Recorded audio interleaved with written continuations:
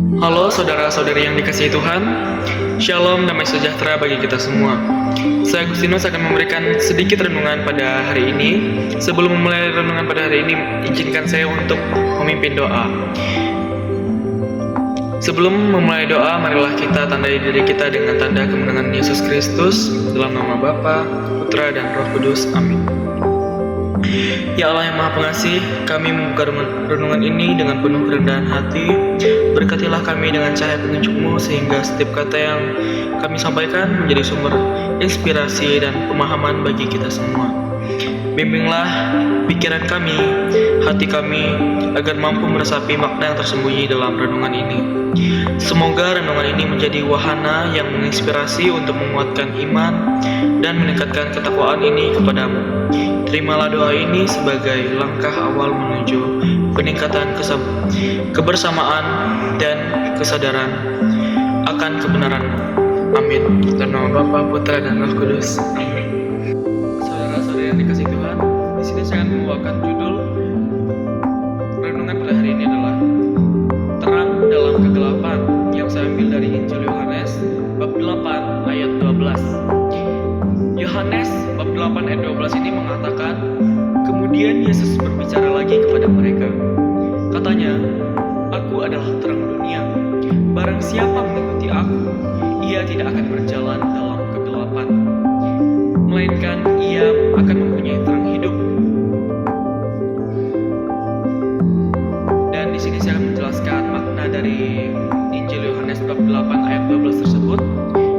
Seperti kehidupan ini seringkali terasa seperti perjalanan melalui kegelapan.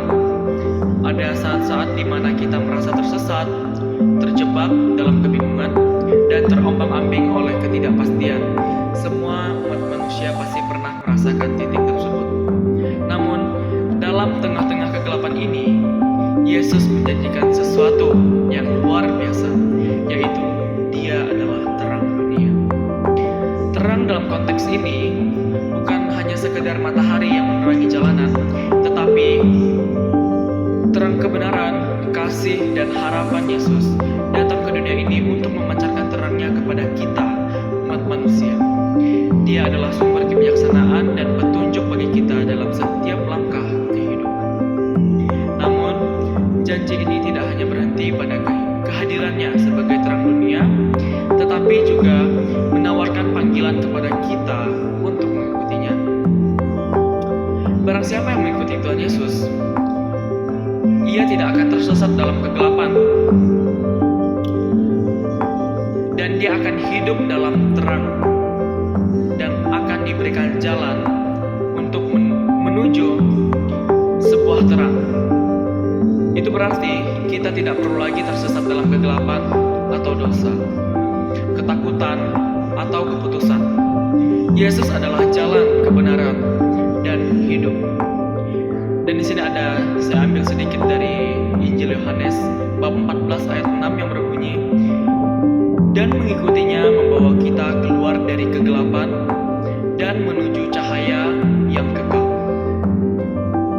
Di sini, untuk mengikuti Yesus bukanlah sekedar tentang kata-kata, tetapi juga dengan tindakan. Kita dipanggil untuk hidup sesuai dengan ajarannya, mengasihi sesama, mengampuni orang lain, berjalan dalam kebenarannya.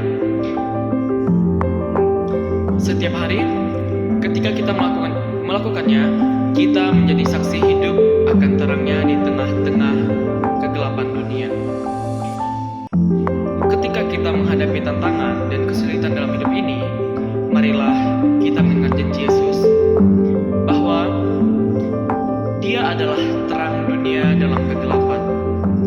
Biarkan keberadaannya menerangi setiap sudut hidup kita, membimbing kita, memberikan pengharapan, dan memberikan kekuatan kepada kita untuk menjalani kehidupan kita sehari-hari. Jadi, jikalau kita merasa hidup kita ini seperti di dalam kegelapan, tidak ada jalan keluar, mungkin kita merasa hidup ini tidak adil untuk kita. Kita harus ingat, kita masih mempunyai Yesus Kristus sebagai terang dunia. Marilah kita melakukan pendekatan diri kita kepada Tuhan dengan cara sering ke gereja,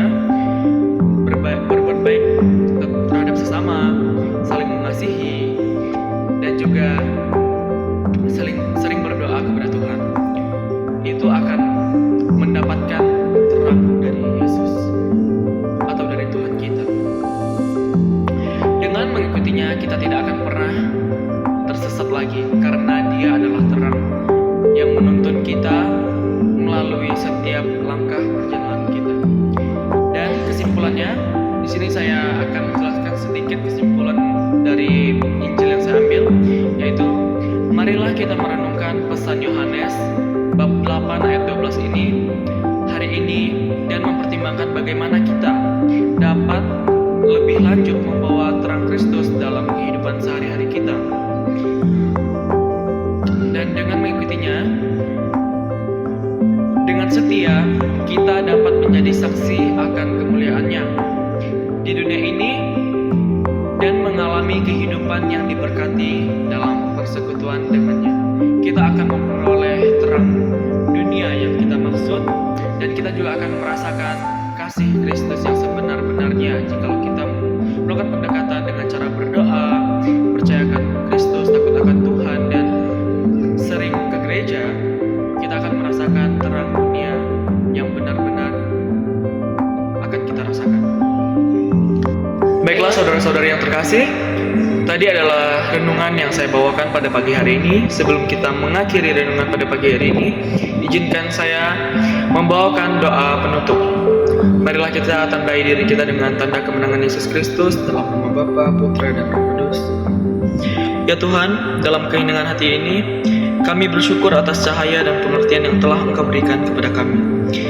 Melalui renungan ini, kami mohon agar Engkau terus memberkati dan membimbing langkah-langkah kami di sepanjang perjalanan hidup ini.